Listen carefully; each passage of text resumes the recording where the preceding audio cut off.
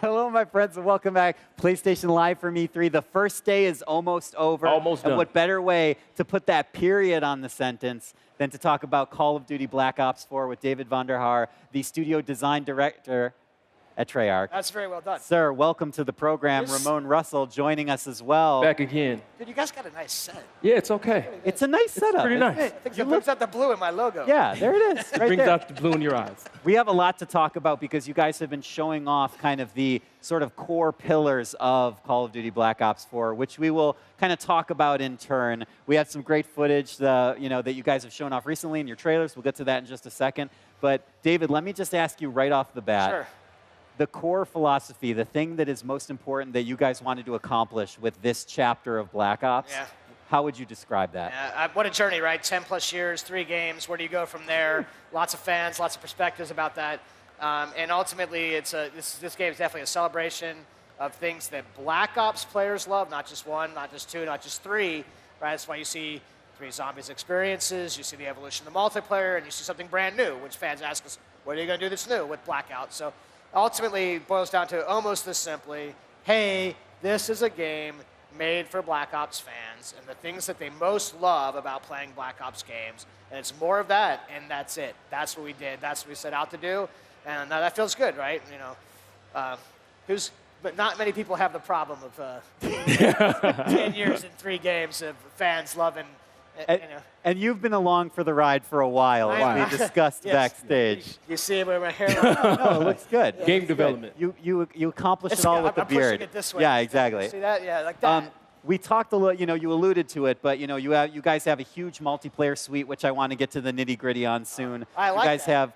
You guys have basically your biggest day one offering on zombies ever. 3 giant zombies. 3 giant extent. We'll get to that in a second. And you have your Battle Royale inspired Blackout mode, which we're not going to get to a lot today. That'll be in the future, but maybe I can have you just a tiny little sneak peek. A little morsel. And let's start showing. It's late in the day. Yeah. I might make mistakes. You can do it. Let's give the people that are watching on stage, I want to roll some of the footage that we have today. But David, talk a little bit about kind of the goals with multiplayer this time around, because there's a huge embracing of the specialist design in this chapter of Black Ops. Yeah, correct? yeah. I mean, specialists play a big role in throughout the game, obviously. But in this context, what we're talking about is taking the specialists that we started with in Black Ops 3. There are new specialists. All specialists are rebuilt or reimagined where they need to be. And everything they have is very grounded and realistic. It's not fantastical in any way. And the main motivation for all this, though, leads to the point where the game is a very tactical style game. It's a 5-on-5, not a 6-on-6. Team composition matters because you cannot have 15 ruins in the game, right? You can have 1 ruin on your side. So how that team kind of aligns up with the specialist and what they can do is simplified and pure, but it's still very much a Call of Duty game. You still have create a class. You're still selecting weapons and their attachments. You still have wild cards and score streaks and all the things that you'd expect out of a Black Ops or a Call of Duty game is all there still. But the specialists bring that tactical aspect of the game, slow the game pace down a little bit, create decision making in that loop with the healing as its own mechanic now. The fog of war changes and a lot more. Right, so you talked about customization. So the Pick 10 returns. Can you tell us how it's changing and how it's staying the same in Black Ops 4? Yeah, so there's a couple at the highest level. The main change is that every weapon, right, is, if you play a lot of Call of Duty, you would know that like every assault rifle pretty much has the same attachments across the base. So one change is that every single weapon is its own little character or brand, or we say snowflake. And it makes it like this kind of unique element of it to itself, right? It's like, this is the rifle that is good for, say, long range. So no other rifle can ever be as good at that long range as that rifle is when it's got all the attachments. That's sort of at that weapon level. And then more specifically, if you look down, because you don't have what we call right bumper or left bumper, right, or R1 or L1 kind of throws, what you end up with is a category of things called sort of equipment, and in this case gear, and gear is very high power band item stuff. So things like the ability to take armor onto the character, right? Or the ability to do stim shot, which is heal yourself faster. So these are like super, what we like to say, super chunky choices in the creative class system that matter. And then on top of this, every specialist has an item in creative class that no other character in creative class can use. So in the case of like Ruin, it's the grapple gun. That's a choice, but you can actually opt out of that and go for more traditionalized equipment as well. So create a class is pick 10. It's what you know, but the gear category, the changes in how we think about weapons, and then the ability to actually opt out of certain types of categories of equipment that only your character or your specialist could have in the first place. All that's a way you evolve create a class and pick 10 to service the specialist design, to service the tactical game. Nice. So you've talked about customization and really focusing on Black Ops 4, really boiling down to what the core Black Ops experiences is. And so you've added this new mechanic where there's no more auto heal. Yeah, right? Can you talk to us about that? Yeah, a couple different things about this. I mean, there's a character that is a medic class, and that helps other players heal. Healing itself has changed in the way that you mentioned, in which it doesn't just auto-regen as you would expect it to. You actually have to initiate that with L1.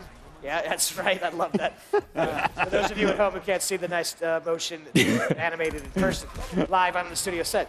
And then finally, you have more health in the first place. You have 150 health instead of a base 100. And these are all parts of, like, this seems like a simple thing, like 50 hit points. What's 50 hit points, right? In Call of Duty, it's 2 shots in a heartbeat. But what that does is allow us to kind of nuance the weapons in ways that you wouldn't necessarily get, right?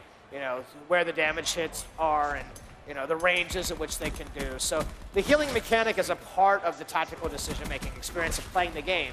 So when you heal yourself, maybe you go right then, maybe you go in. You don't really walk into Call of Duty combat with less than full health, right? You go in, you either live or you die. Sometimes you take damage and you heal automatically, but here now it's a choice because you have to initiate that, and that takes time. I'm kind of a nerd for class design in games, and the specialists, as you were saying, lean in a lot to that. And I'm wondering if you rewind the clock and go back early in your development cycle on Black Ops 4, what does it look like inside the studio when you guys are trying to create very unique feeling, classes or specialists? Yeah, so please. Yeah, sorry, I was winding back the clock and going, oh man. Yes, the beard is getting shorter and shorter. Yep, rolling into your my face. hair was there. It's getting longer and longer. It's like I had hair, and everything was fine. Yeah, everything's fine. Everything's fine. It's actually pretty fascinating because we actually start in these really high-level places. Like, if you look at the very first design document for Ruin, right? Ruin is in fact a barbarian character. He's like, you have pictures from the internet or whatever that are influences for you, right? It's just it's an inspiration for, his personality or his build, his physical build, or what kinds of things that, barbarians would use for weapons. Like, what is the 21st, 2nd, 3rd century version of those things? So, when you have create a class, it's hard to call them a class design. Right. Sure. But the point is that they all have something like this. They all have some place they started, which might have been, techno mages, barbarians, and all the things that you would geek out on, sir. I am already geeking out. Also, I'm hoping that you just put a barbarian in the game anyway and see how long you can last. I think Ruin lasted enough, pretty long. He's a very Call of Duty barbarian. Yeah, there you go. There's a lot more to talk about. We don't have forever to talk about it, but I want to get to a little bit of the zombies experience. You have, I like zombies. You like zombies, and you have 3 massive zombies experiences. You have Voyage of Despair, yes. Roman numeral 9, Yeah, Roman numeral 9. and Blood of the Dead. You want to tell us a little bit about Blood of the Dead? Oh my God, so many fun stories about Mob of the Dead, Blood of the Dead, and people who would go on fans like go on. They get behind the newscasters and they'd hold up remaster Mob of the Dead signs and sneak behind, right? I mean, our fans are fun. How's that? They're fun.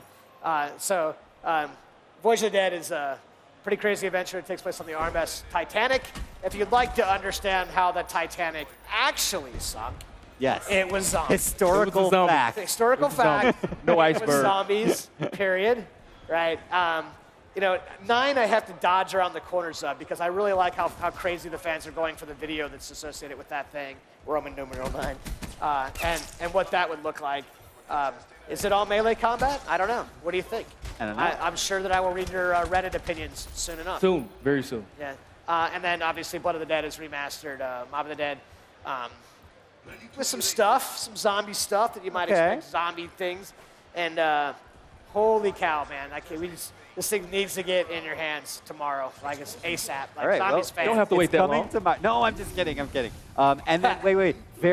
At the highest of the highest of the highest level, tell me a little bit about Blackout and kind of the goal with that. Sure, right. You cannot, you know, if you're going to go down this road, right, if you're going to open this thing up. Call of Duty fans, they want and they demand and they deserve new experiences. You don't do this if you can't do it in the Call of Duty way. You certainly don't do it if you can't do it in the Black Ops way. And this particular Battle Royale experience is very Blackout, very Black Ops, which is why it's called Blackout, because of the influence that the previous games have played on the destinations inside the level, the characters that you can actually play as, the vehicles that you actually will use, the weapons and how they apply. And if you're a Battle Royale fan, then, and we are, like, I'm like a super Battle Royale nerd right now. I just love it.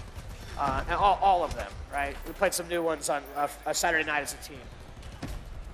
But Call of Duty has some special stuff.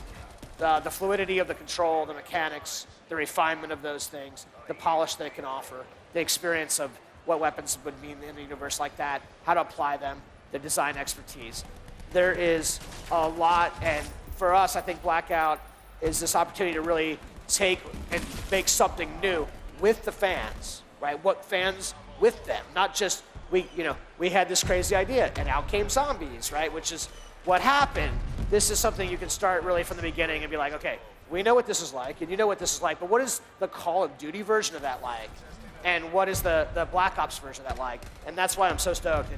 And I can't talk about it because when we do talk about it, we're really going to be talking about it because we're going to talk about how does this thing evolve with you, the fans, because that's what that thing is, for sure. Awesome. For sure. Good answer. You avoided the spoilers. Yep, that's the perfect way to end it, man. David Vonderhaar, the studio design director of Treyarch. I remembered all the words. That's a lot. David, thank you so much for joining us. Thank you for showing off Black Ops 4. And Are you guys going to close the show next? Maybe. Maybe. Maybe. Can we like, can I close the show, like, but not really? You how about you fake pretend close- it? yeah. Do Right. a Right there. quick pretend of the show. Thank you, everybody, for watching. It's PlayStation Live. Live from E3. PlayStation Live at E3. I hope you enjoyed the show. Oh my gosh, it That was was so perfect. professional. You guys are out of a job. It was perfect. Everyone, thank you so much for joining us. And everyone at home, we are almost done with our day one of programming. We have more tomorrow starting at 10 a.m. Pacific. But until then, stay with us for just a few minutes. We'll be right back. PlayStation